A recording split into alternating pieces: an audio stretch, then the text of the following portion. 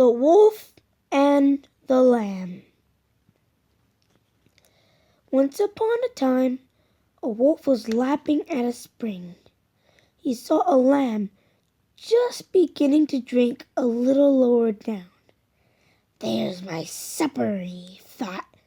"If only I can find some excuse to seize it." Then he called out to the lamb. "How dare you, lamb? You drink the water from which I am drinking?" "No, master, no," said the lamb.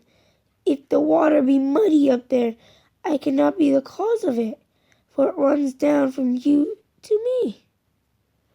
"Well, then, I remember you insulted me last year," said the wolf.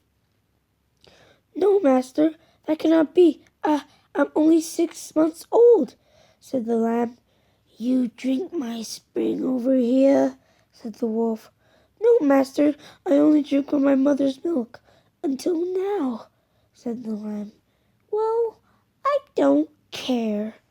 I'm not going to leave without supper, no matter what you say."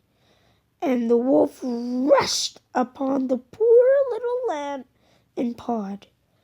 Before the lamb died, she gasped out, "Any excuse will serve a tyrant."